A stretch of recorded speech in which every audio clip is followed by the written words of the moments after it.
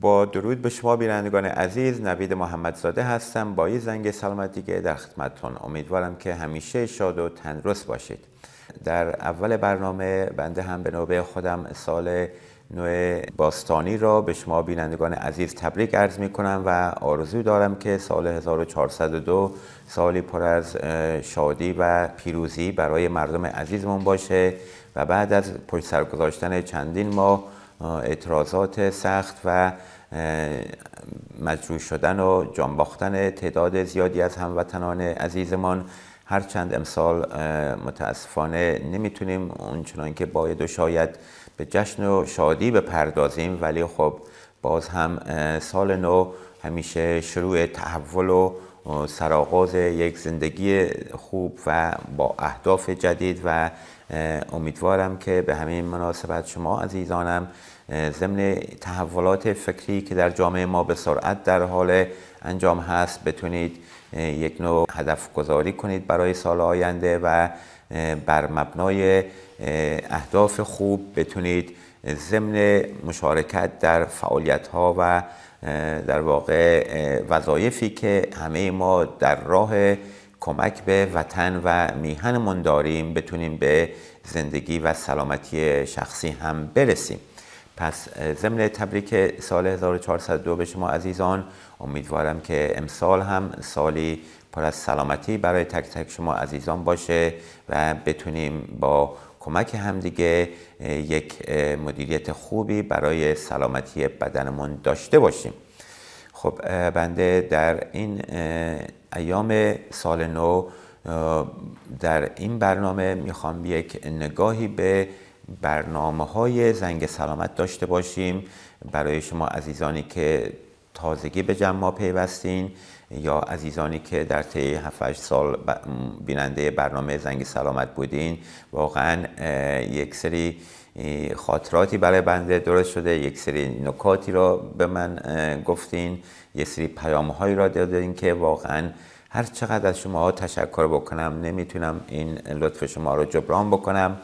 به طور مثل یک خانمی اومده بودن از هموطنان عزیز ایرانی و در همون اول میگفت که مادرشون در ایران از بیننده های برنامه هستن و با اینکه رانشون شکسته و در راه رفتن به بیمارستان برای جراحی رانشون بودن به برنامه بنده توجه خاصی داشتن و به دخترشون گفته بودن که سلام برسونه و لطفشون ابراز کرده بودن. یا هزاران پیام که در طی سال از طریق شما عزیزان از طرق مختلف، از تلگرام، اینستاگرام، ایمیل برای بنده فرستادین و ابراز لطف و محبت کردید. اینا همه نشونه های کوچکی از این هست که این برنامه زنگ سلامت چقدر موفق بوده و دلیل موفقیت آن هم بنده چیزی نمیبینم جز اون ابراز عشق و علاقه شما عزیزان و اینکه متوجه شدین شماها هم که روش های مدیریت سلامت فقط دارو و جراحی نیست. هرچند در رابطه با مدیریت سلامت و جایگاه دارو جراحی و یا مدیریت سلامت از طرق مختلف دیگه من جمله تکنیک ها و تمرین ها و زندگی سالم و غیره که اشاره می کنم، این دلیل بر این نمیشه که دارو و جراحی جایگاه خودش از دست داده باشه. خیر، اکثر حرفا و توصیه ها و نکاتی که می کنم در رابطه با مدیریت زندگی سالم و انجام 4 تا تکنیک و یا تمرین خواهد بود و این به این معنی نیست که دارو خوب نیست، به این معنی نیست که جراحی نباید انجام بدیم، ولی هر روشی، هر متد درمانی اولویت خاص خودشو داره. به همین خاطر در خیلی از مواقع در رابطه با آسیب‌ها و بیماری‌های دستگاه اسکلت بایستی ببینیم اولویت اول مدیریت این آسیب یا عارضه چی هست. یک جا لازمه جراحی، یک جا لازمه دارو و یک جا هم لازمه تکنیک های مختلف دیگه من جمله تمرین و نحوه تغییراتی که در زندگیمون میدیم. به همین خاطر امیدوارم که شما عزیزان هم در این آغاز سال 1402 یک برنامه منظم مدیریت سلامت برای خودتون بذارید و با این توصیه‌ای که در این برنامه میکنم امیدوارم کمکی کرده باشه برای برنامه‌ریزی شما و مدیریت سلامت بدن شما. خب همجوری که در برنامه‌های قبلی هم در طی این سالیان اشاره کردم، ما برای مدیریت بدن و سلامتی خودمون 5 تا فاکتور رو بایستی در نظر بگیریم. یکی این که یک سری فعالیت‌های ایروبیک و در واقع کاردیو داشته باشیم، مثل راه رفتن حداقل نیم ساعت تا 45 دقیقه در روز، مثل دوچرخه سواری، مثل دویدن، مثل ورزش هایی که هوازی هستن، از فوتبال گرفته تا بسکتبال، والیبال، پینگ پونگ و غیره، و شنا کردن و کوهنوردی و همه فعالیت هایی که سیستم هوازی بدن رو بتونه کار بندازه و به اندازه کافی اینا را انجام بدیم که حداقلش بین نیم ساعت و حد اکثرش هم تا 2-3 ساعت میتونه باشه. ولی خب مدیریت این نوع فعالیت های هوازی که مقالات و شواهد علمی به حداقل 45 دقیقه اشاره میکنن، بایستی طوری باشه که ما بدنمون رو گرم بکنیم و برای اون هم یک سری تمرین های نرمشی خیلی خوب که برای تمام مفاصل بدن انجام بدیم، مثل به طور مثال حالا ریست و مچ دست رو نشون میدم، بالا، پایین، بیرون، داخل، چرخشی و برعکس، و الی آخر برای تمام مفاصل بدن باعث این تکنیک های موبیلایزینگ یا نرمشی را انجام بدیم که بدن ما در همه جهات به طور کامل و بدون محدودیت حرکت بکنه. اینو میگن موبیلایزینگ.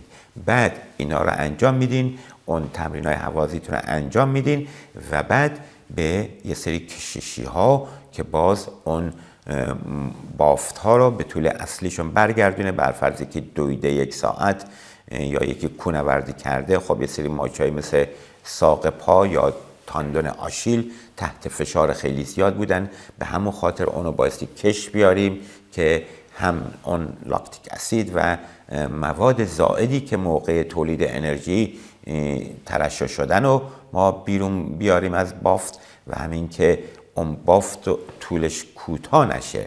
پس مدیریت یک پیاده روی هم باز چند نکته داره، مدیریت یک کوهنوردی هم بایستی نکات خاص خودش رعایت بشه و در یه سری از این ورزش های هوازی هم کسایی که مخصوصا میخوان به طور مداوم و پروفشنال انجام بدن، باز نکات خیلی جزئی دیگری هم داریم که این بدن بایستی ارزیابی بشه، ببینیم کدوم بافتا خوب کار میکنن، کجا قویه، کجا ضعیفه و فرم کلی بدن چجوریه که بتونیم بهترین نتایج و پرفورمانس رو داشته باشیم. بر فرض یک فوتبالیست به طور مثال، حالا همه اینا برنامه‌هاشون رو داشتیم، وقتی لگنش به جلو آنتریور پلویک تیلت میگیم یکم جا به جا بشه یا حرکت بکنه، خب این میتونه باعث ایجاد 10 مشکل بشه و نتونه فوتبالش رو ادامه بده. یا یک کسی که تکواندو کار میکنه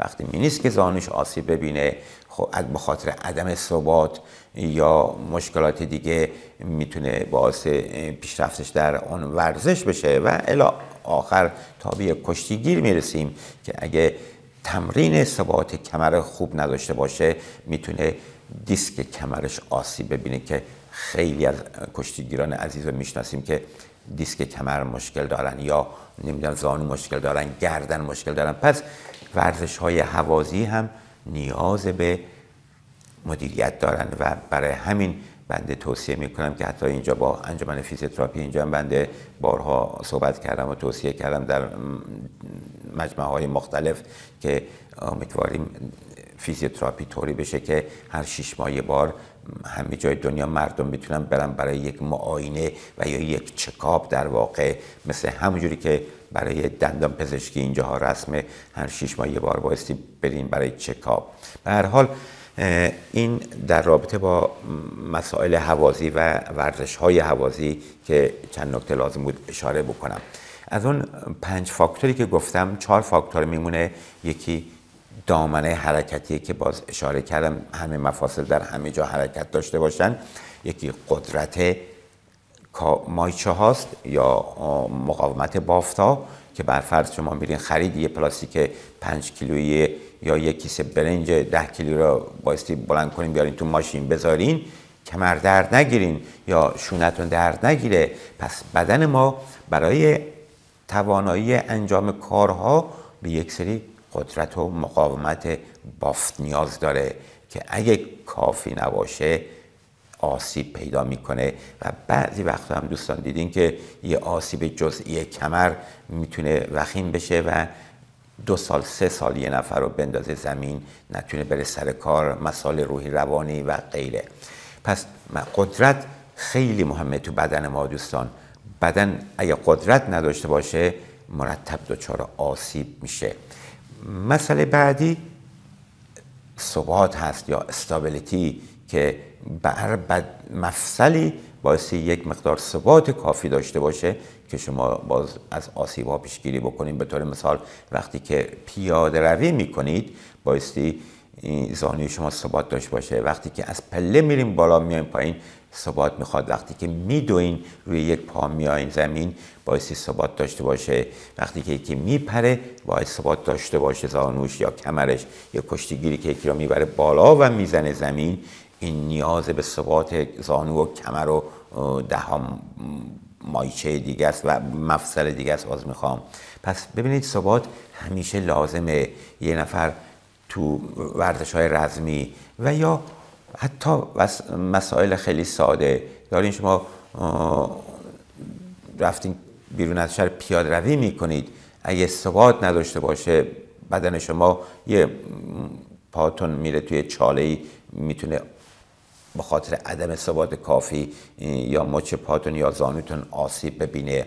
پس یکی موبیلیتی یا دامنه حرکتی، یکی فلکسیبیلیتی یا خاصیت منقبض منبسط شدن بافتا و کش اومدن بافتا، یکی قدرت و همون مقاومت بافت و یکی هم ثبات که در کنار اون استامینا یا انجورانس، اون مقاومت زمانی بدن، کل سیستم بدن. پس ما بایستی یک سری تمرین ها و فعالیت های فیزیکی در طی هفته و روزها داشته باشیم که بدن ما یکی افت ظاهر نداشته باشه، اون پاستچر بتونه صاف و مرتب وایسته. بعضیا دیدین به خاطر ضعف ماشین اینجوری خمیده میشه فرم بدنشون. و یا فعالیت های کاری که بخواد اگه آدم نگاه بکنه باز نشون میده که چقدر این 5 تا فاکتور لازمه انجام درست و استفاده درست از بدن در موقع فعالیت های کاری هست که خیلی وسیعه. از کسانی که تو کارخونه کار میکنن تا کسانی که کار کشاورزی میکنن، کسانی که در ادارجات کار میکنن، اگه این 4 تا فاکتور رو نداشته باشن باز دچار مشکل میشن. اینه که دوستان بارها بنده به این 4 تا فاکتور اشاره کردم. باز هم به مناسبت سال جدید خواستم یک مروری بر اینا داشته باشم که شما عزیزان متوجه اهمیت این مسائل در بدنتون باشین. وقتی که گوشتون رو میارین به طرف گردنتون و احساس میکنید که خشک سفت محدودیت داره، خب این زنگ خطر رو به شما میگه. همین الان میتونین پاشین جلو آینه و گوشتون رو بیارین به طرف شونتون. ببینید الان تقریبا مال من نزدیکه ولی خیلی هستن اینقدر بیشتر نمیتونن انجام بدن. همین هفته پیش بود یک مریضی اومدن خیلی سالم سرحال، مشکل چندانی به ظاهر دیده نمیشد. وقتی بنده معاینه کامل کردم متوجه شدم که گردنشون تقریبا هیچ حرکتی از بغل نداره. بعد متوجه شدم که ایشون میخوام بچرخن بغل رو نگاه بکنن، حتی از ناحیه کمر پاهاشون رو میچرخوندن برای که گردن در هیچ جهتی حرکت نمیکرد. در صورتی که خودش مثلا متوجه نبود 2 سال بود دنبال دکترهای مختلف از گوش و غیره میگشت، ولی متوجه شدیم که به خاطر عدم حرکت در ناحیه گردن این همه مشکل و درد و سردرد و سرگیجه و مشکلات مختلف داره. اینه که دوستان این 4 تا فاکتور رو شما اهمیت بدین بهش و اگه محدودیت دارین یا ضعف دارین در این 4 تا فاکتور بایستی مراجعه بکنید به برنامه‌های زنگ سلامت که خوشبختانه یک آرشیو خیلی بی‌نظیر، خیلی عالی و اوییدنس بیسد. ببینید تمام برنامه‌ها رو با هزینه‌های خیلی بالا بنده از جیب خودم آوردم، ساب تایتل انگلیش کردم، یعنی زیرنویس انگلیسی کردم در یوتیوب و 10 ها اکسپرت و کارشناس خارجی اینا رو نگاه میکنه و اطلاع دارم بنده. و وقتی که مطلبی در استاندارد بالا نباشه کسی به خودش این جرأت رو نمیده بیاد اونا رو زیرنویس انگلیسی بکنه. پس همین نمونه برای شما بایستی کافی باشه که این مطالب علمی هن. این مطالب بر مبنای 10 ها شواهد علمی بررسی شده. برنامه ها بنده یعنی تقریبا همشون 5-6 تا مقاله خوندم با علیرغم علمی که از قبل داشتم. یعنی هیچ وقت نبوده که بیام از خودم اینجا بشینم حرف بزنم، یا تجربه بوده یا علم بوده. در واقع هر دوی اینها با هم که همون مسئله میشه evidence based practice، یعنی بر انجام و ارائه متد درمانی، تمرین، تکنیک‌های دستی و هر کاری که ما میکنیم بر مبنای تجربه، شواهد علمی. این نکته مهمیه که در این برنامه‌ها بنده سعی کردم در نظر بگیرم. و نکته دیگه‌ای که باز لازمه اینجا اعلام بکنم اینه که تمرین‌هایی که ما برای شما ارائه دادیم در این برنامه‌ها همه این 4 تا فاکتور رو در نظر داره. این خیلی نکته از اهمیتیه دوستان. ببینید شما مثلا به یوتیوب مراجعه بکنید، برای زانو هزاران ویدیو زانو دیده میشه، ولی کاری که بنده کردم و زیاد بهش اشاره نکردم الان میخوام روش تاکید بکنم اینه که شما وقتی برین تمرین‌های زانو یا انگشت پا یا شونه یا کمر ما را نگاه بکنید، تمام این 4 تا فاکتور توش هست. تمرینی که شما در سایت های ما میبینید شامل موبیلایزینگ هست، تمرین‌های دامنه حرکتی رو برای هر قسمت بدن نشون دادیم.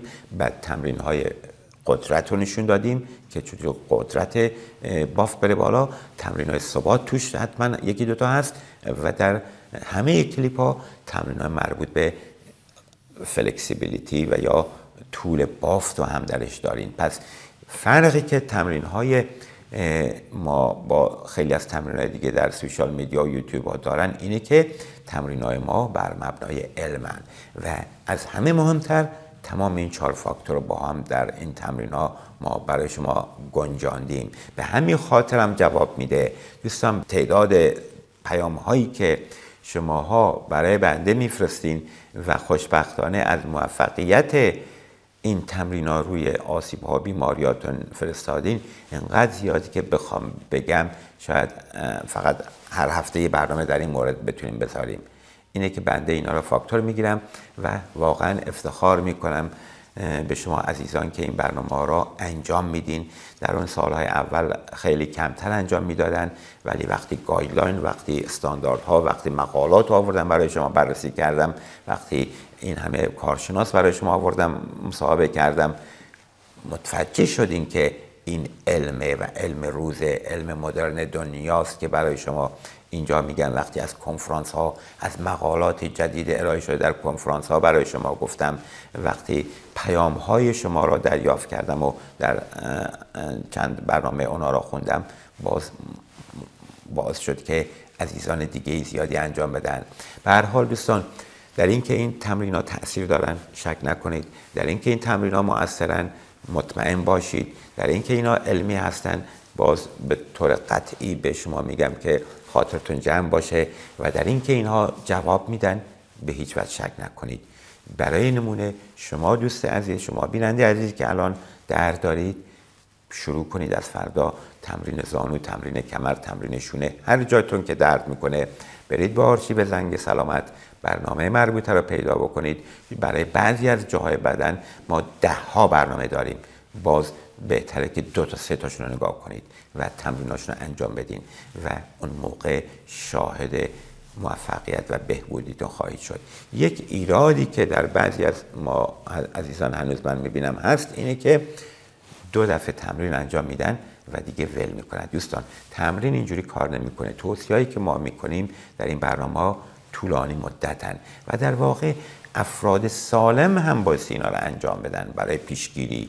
کسی هم که هیچ زانو دردی نداره به طور مثال بره تمرین شماره 2 زانو ما را یا شماره 3، حتی بعضی از جاهای بدن ما 4-5 تا مرحله داریم، اینا رو انجام بدن، خب قوی میشه زانوش، ثباتش میره بالا، دامن حرکتیش عالی میشه، از آرتروز پیشگیری میکنه، از مشکلات دیگه پیشگیری میکنه، یا اگه دونده است دوش بهتر میشه، فوتبالیست فوتبالش بهتر میشه، کشتیگیر قدرت و ثبات زانوش میره بالا. پس ببینید تمرین ها رو طوری طراحی برنامه‌ریزی کردم که هم برای افرادی که آسیب دارن، هم برای افرادی که مریضی دارن و حتی برای افراد سالم هم مورد استفاده و لازم هستن. اینی که امیدوارم شما دوستان اول اولویت رو روی انجام این تمرین ها و تغییرات لازمی که در برنامه ها در رابطه با هر بیماری براتون دادم بذارید. اگر خوب نشدید بعد دارو استفاده بکنید و اگر خوب نشد بعد جراحی. پس جراحی را بذاریم برای اولویت آخر، همونجوری که در استانداردهای روز دنیا جراحی آخرین اولویته و این یعنی بالا بودن جایگاه جراحی. اتفاقا این باعث پایین آوردن موقعیت و جایگاه جراحی و همکاران پزشک نمیشه، نه، اتفاقا این نشون میده که آلترناتیو آخره.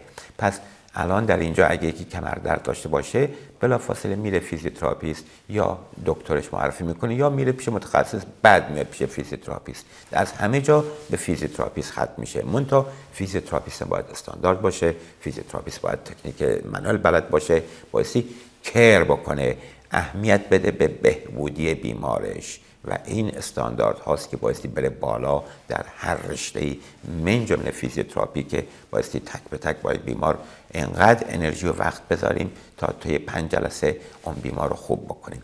به هر حال امیدوارم که امسال در این سال 1402 باستانی ایران شما با اهمیت دادن به سلامتی بدنتون بتونید در مبارزات رسیدن به آزادی هم گام‌های بزرگی برداریم، چرا که بدن سالم میتونه به مبارزه ادامه بده. برای آزادی هم ما به سلامتی روح و روان و جسم نیاز داریم. به همین خاطر اگه هم ناراحتی روحی روانی داریم باز ورزش و این تمرین ها خیلی مفیدن.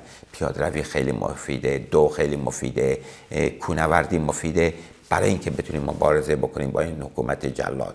و امیدوارم که شما عزیزان با یک برنامه‌ریزی خوب در این سال جدید بتونید ضمن مراقبت از بدن و روح و روان و جسم خودتون در مبارزات همچنان با فعالیت خیلی خوب مشارکت بکنید و در روزها و ماه‌های آینده شاهد پیروزی مردم عزیزمون و رسیدن به آزادی و برابری برای همه مردم ایران زمین باشیم. خب در اینجا به پایان برنامه میرسیم. ضمن تبریک سال نو شما عزیزان را به خدا میسپارم و امیدوارم که این توصیه را جدی بگیرید و با این روش ها بدون تردید میتونید بدن و روحی سالم داشته باشید. تا هفته بعد و برنامه بعد شما را به خدا میسپارم. شب و روز خوش. خدا نگهدار.